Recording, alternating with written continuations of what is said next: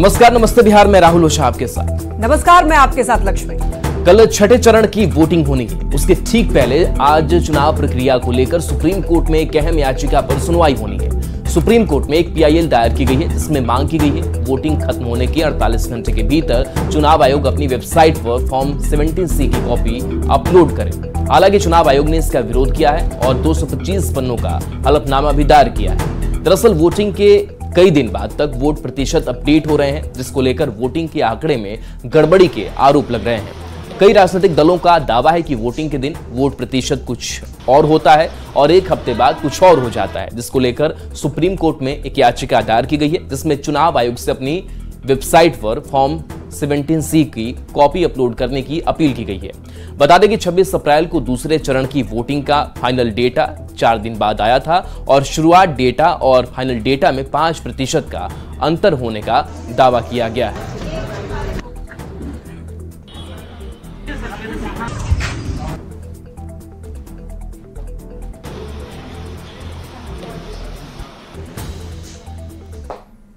पूर्व सीएम राबड़ी देवी का बॉडीगार्ड निलंबित कर दिया गया। जी हां, चुनाव में रोहिणी के साथ घूमने का आरोप लगा है। पटना जिला बल का सिपाही जितेंद्र सिंह, पटना SSP राजीव मिश्रा ने निलंबित किया है। बता दें आपको कि आज जांच के लिए राबड़ी आवास SIT पहुंची थी। SIT ने बॉडीगार्ड की जानकारी ली थी। पटना जिला बल का सिपाही जितेंद्र सिंह, राबड़ी देवी का बॉडीगार्ड निलंबित कर दिया गया है।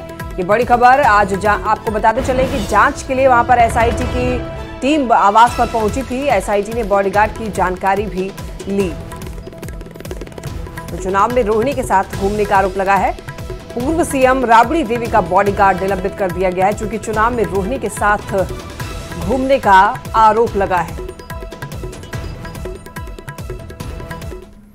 मुजफ्फरपुर में अजय कुशवाहा हत्याकांड को लेकर डिप्टी CM सम्राट चौधरी ने बड़ा बयान दिया है। मीनापुर में चुनाव प्रचार के मंच से सम्राट चौधरी ने ऐलान कर दिया कि पुलिस अगर 48 घंटे में अजय कुशवाहा की हत्या के आरोपियों को गिरफ्तार नहीं करती है तो वे पुलिस वालों की वर्दी उतार देंगे।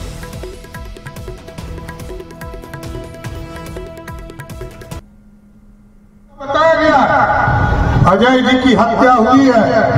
मैंने कल ही SP और DGP दोनों को आदेश किया है 48 घंटे में गिरफ्तारी करो, नहीं तो वैसे सारे अफसर को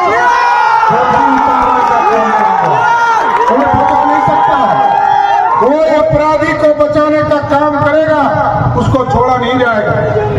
यह आचार संहिता जरूर है, लेकिन मैं स्पष्ट तौर पर कहता हूं, मैं बिहार का मुख्यमंत्री हूं और आदरणीय नीतीश कुमार जी के शासन में सुशासन चलता है। कोई अपराधी को बचाने का काम कोई पुलिस वाला मत कीजिए, नहीं तो 6 तारीख के बाद आपके शरीर पर वर्दी नहीं रहेगा। अब मुजफ्फरपुर के उस अजय कुशवाहा को भी जान लीजिए, जिसके लिए सम्राट चौधरी ने पुलिस अधिकारियों को अल्टीमेटम दे दिया है।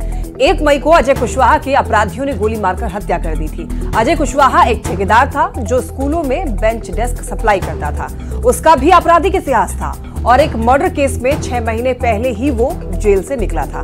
फिलहाल इस हत्याकांड में केस दर्ज करने के बाद से पुलिस को अब तक कोई सफलता नहीं मिली है।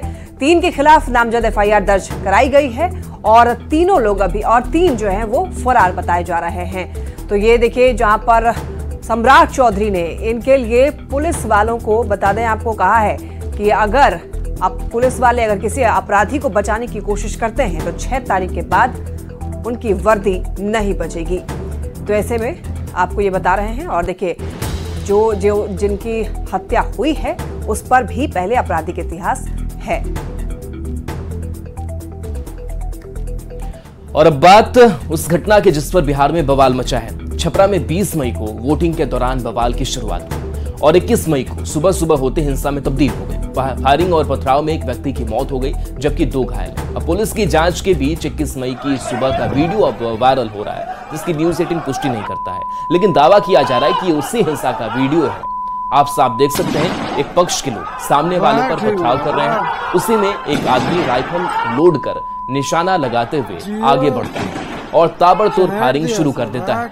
दूसरे व्यक्ति के हाथ में पिस्टल भी साफ नजर आ रहा है। घटना के बाद से 25 मई तक के लिए इंटरनेट सेवा बंद है और पुलिस का दावा है कि हालात पूरी तरह से नियंत्रण में है और दोषियों की पहचान और उनके खिलाफ कार्रवाई के लिए जांच की जा रही है। 1200 ठीक है। छपरा में चुनावी हिंसा पर सियासत के साथ प्रशासन का एक्शन भी जारी है। लालू प्रसाद के करीबी भोला यादव पर आचार संहिता के उल्लंघन का मामला दर्ज किया गया है। भोला यादव पर एफआईआर दर्ज होने के बाद बिहार में सियासी आग भड़क गई है।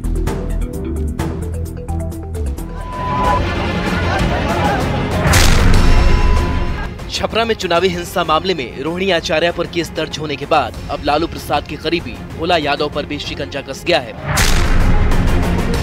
रोहिणी पर बीजेपी कार्यकर्ता ने केस दर्ज कराया है तो भोला यादव पर छपरा के डीएम के निर्देश पर आदर्श आचार संहिता के उल्लंघन का मामला दर्ज किया गया है।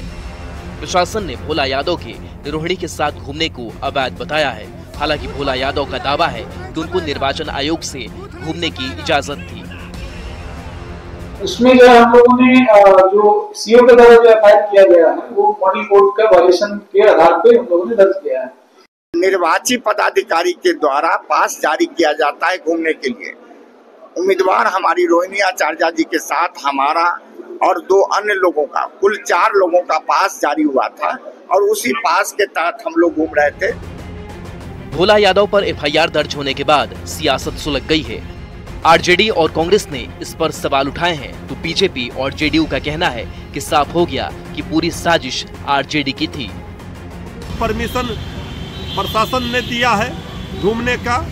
अब ये सब सत्ता सरकार के इशारे पर प्रशासन काम कर रही है। राजद नेता भोला यादव किस हैसियत से बूथ पर गए थे और कल तो वो गाल बजा के सही साबित कर रहे थे। पर बिहार में एनडीए की सरकार है यानी कानून का राज, सजा तो भोला जी को भी भुगतना पड़ेगा।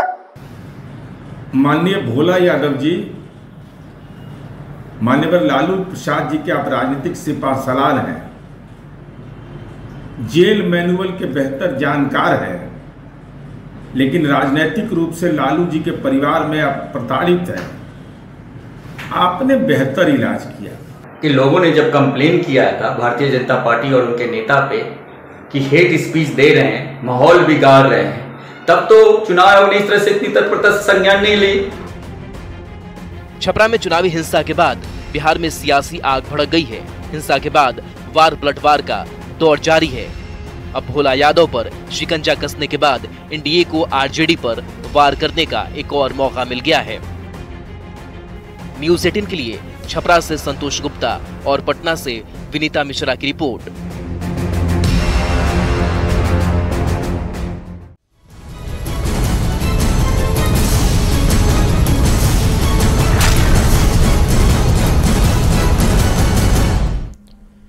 चलिए बात कर लेते हैं बिहार में नेताओं की रैली की। तो आज कई रैलियां करने वाले हैं बिहार में नेता। आपको बताते हैं कि बिहार के बड़े नेता आज कहां चुनावी जनसभा को संबोधित करने वाले हैं। तो देखिए, केंद्रीय गृह मंत्री अमित शाह आज आरा में हुंकार भरने वाले हैं। रमना मैदान में आरके सिंह के पक्ष में गृह मंत्री अमित शाह चुनावी सभा करेंगे। यहां पर आरके सिंह के लिए वोट मांगेंगे लोगों से। और इसके बाद आपको बता दें कि सीएम नीतीश कुमार अरवल में आज चुनावी सभा करने वाले हैं। कुर्था में जहानाबाद से एनडीए उम्मीदवार चंद्रेश्वर चंद्रवंशी के पक्ष में नीतीश कुमार वोट मांगेंगे।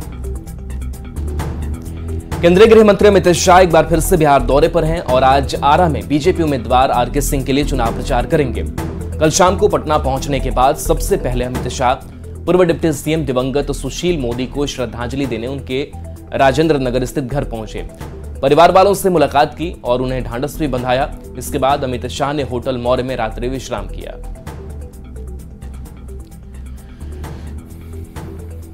छठे चरण के लिए चुनाव प्रचार का शोर थम चुका है। छठे चरण में 25 मई को 8 राज्यों की 58 सीट पर वोटिंग होनी है और इन 58 सीट में बिहार की 8 सीट शामिल है। एनडीए अपने गढ़ को बचाए रखने की कोशिश में है तो इंडी अलायंस सेंधमारी की कोशिश में है। कहां है कांटे की लड़ाई और कहां है त्रिकोणीय मुकाबला, इस रिपोर्ट में आपको दिखाते हैं। 4 जून को इंडी वालों के इरादों पर सबसे बड़ा प्रहार होगा।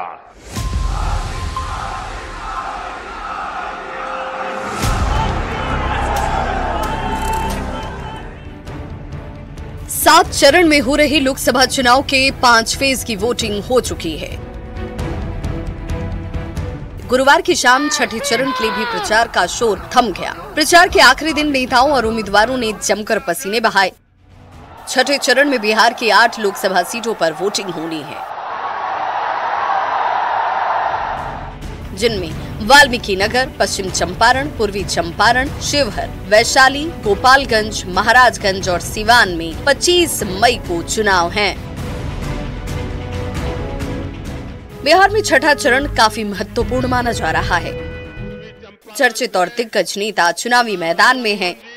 7 सीट पर एनडीए और महागठबंधन के बीच सीधा मुकाबला है, जबकि सिवान में लड़ाई त्रिकोणीय है। सिवान में जेडीयू के तरफ से विजयलक्ष्मी कुशवाहा को प्रत्याशी बनाया गया है। आरजेडी ने पूर्व विधानसभा स्पीकर अवध बिहारी चौधरी को मैदान में उतारा है। पूर्व सांसद शहाबुद्दीन की पत्नी हिना शहाब के निर्दलीय चुनाव लड़ने से मुकाबला त्रिकोणीय हो गया है। वाल्मीकि नगर में जेडीयू के सुनील कुशवाहा और आरजेडी के दीपक यादव के बीच सीधी टक्कर है। पूर्वी चंपारण में बीजेपी के राधा मोहन सिंह और वीआईपी से राजेश कुमार के बीच मुकाबला है। पश्चिम चंपारण में संजय जायसवाल बीजेपी की तरफ से चुनावी मैदान में हैं, जिनका मुकाबला कांग्रेस के मदन मोहन तिवारी से है। शिवहर में पूर्व सांसद आनंद मोहन की पत्नी लवली आनंद जेडीयू के टिकट पर चुनावी मैदान में हैं। उनका मुकाबला आरजेडी की रितु जायसवाल से होगा। वैशाली से मौजूदा सांसद वीणा देवी एलजेपीआर के टिकट पर चुनाव लड़ रही हैं। आरजेडी ने उनके खिलाफ विजय शुक्ला उर्फ मुन्ना शुक्ला को उतारा है। गोपालगंज में जेडीयू के आलोक सुमन और वीआईपी के चंचल पासवान के बीच लड़ाई है। महाराजगंज में बीजेपी के तरफ से जनार्दन सिंह सीकरीवाल और कांग्रेस के आकाश सिंह के बीच मुकाबला है। 2019 के चुनाव में बीजेपी 4, जेडीयू 3 और 1 सीट एलजेपी जीती थी। आरजेडी और कांग्रेस खाता तक नहीं खोल पाए थे, लेकिन इस बार का मुकाबला काफी अलग है। एनडीए को अपनी सीट बचाए रखने की चुनौती है, तो इंडी अलायंस को जीत की उम्मीद। अब देखना होगा कि दिग्गजों के भाग्य का फैसला क्या होगा। Bureau report, news 18। बिहार की 8 सीट के अलावा झारखंड की 4 सीट पर भी छठे चरण में वोटिंग होनी है। झारखंड में भी मुकाबला काफी दिलचस्प नजर आता है। झारखंड की 4 हाई प्रोफाइल सीट पर क्या है सियासी समीकरण और क्या है इंडी अलायंस और एनडीए की बड़ी तैयारी, इस रिपोर्ट को देखिए। भारतीय जनता पार्टी जिंदाबाद, नरेंद्र मोदी जिंदाबाद, प्रियंका गांधी जिंदाबाद, प्रियंका गांधी जिंदाबाद। लोकसभा चुनाव का छठा चरण झारखंड के लिए काफी अहम है। देश के प्रधानमंत्री, चुनाव आयोग ने इसकी पूरी तैयारी कर ली है। छठे चरण में झारखंड की 4 सीट पर चुनाव है। 25 मई को रांची, जमशेदपुर, धनबाद और गिरिडीह में वोटिंग होने वाली है। कुल 93 प्रत्याशी चुनाव लड़ रहे हैं। सबसे ज्यादा रांची में 27, जमशेदपुर और धनबाद ने 25-25, जबकि गिरिडीह में 16 प्रत्याशी चुनावी मैदान में हैं। राजनीतिक दृष्टिकोण से रांची, जमशेदपुर, धनबाद और गिरिडीह हाई प्रोफाइल सीटें हैं। इन सीटों पर बीजेपी और एनडीए का कब्जा रहा है। इस बार कई दिग्गज और चर्चित नेता चुनावी मैदान में हैं। चारों सीट पर एनडीए और इंडी अलायंस के बीच सीधा मुकाबला है। रांची में बीजेपी के संजय सेठ का मुकाबला कांग्रेस की ईश्वरसनी सहाय से है। धनबाद में बीजेपी के ढुल्लू महतो कांग्रेस की अनुपमा सिंह के सामने हैं। जमशेदपुर में बीजेपी के विरुद्ध वरण महतो और जेएमएम के समीर मोहंती के बीच सीधी फाइट है। गिरिडीह में आसू के चंद्र प्रकाश का मुकाबला जेएमएम के मथुरा महतो से है। छठे चरण में चारों सीट पर लगभग 82,18,000 मतदाता हिस्सा लेंगे। इनमें पुरुष मतदाताओं की संख्या 42,06,000, जबकि महिला मतदाताओं की संख्या 40,09,000 है। इन 4 लोकसभा क्षेत्रों में कुल 24 विधानसभा क्षेत्र शामिल हैं।